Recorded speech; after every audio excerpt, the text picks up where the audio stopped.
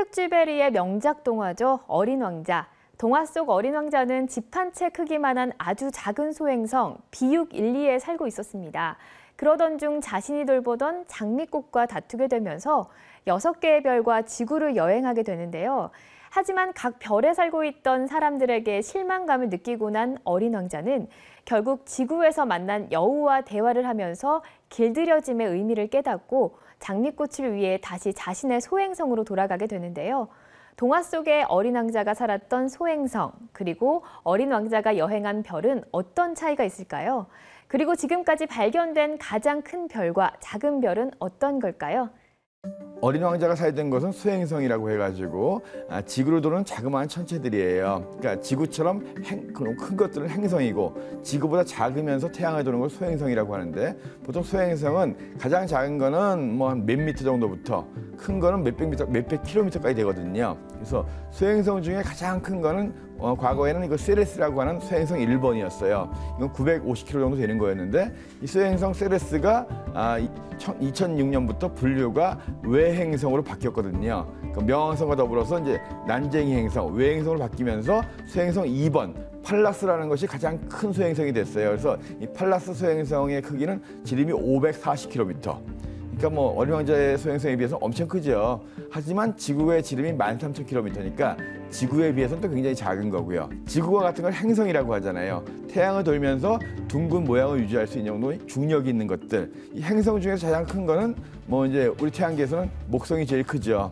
목성은 지구보다 지름이 한 11배 이상 커가지고 거의 한 지구의 지름이 13,000km쯤 되니까 목성은 거의 한 14만 km 이상 그렇게 큽니다. 그리고 가장 작은 행성은 뭐겠어요? 수금지와 목도 천해 중에서 제일 앞쪽에 있는 수성이죠. 수성 같은 경우에는 이제 지름이 한 4,900km 정도. 그다음에 위성 중에서 제일 큰 거는 목성의 위성인 가니메데가 있거든요.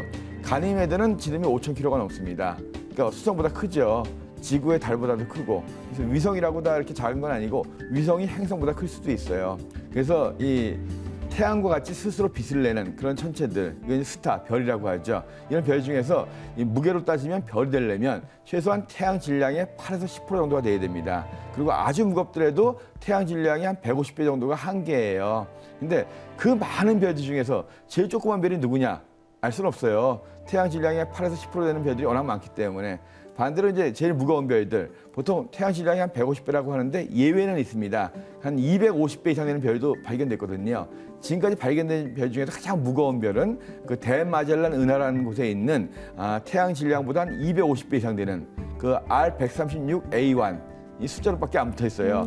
R136A1이라는 별이 태양 질량보다 거의 250배 이상 돼서 가장 현재까지는 그 뚱뚱한 그 질량이 많이 나가는 별이다, 이렇게 알려져 있습니다. 네, 별을 질량으로 지금 말씀하셨는데 네, 그러면 네. 가장 큰 별과 가장 작은 별은 어떤 게 있을까요? 이제 크기로 따지면, 이제 크기로 따지면 기본적으로 이제 별은 죽을 때 되면 점점 커져요. 이게 적색 거성이라고 하는데 아주 큰 거는 또 적색 초고성이라고도 합니다. 그래서 지름이 몇백 배 이상 커지거든요.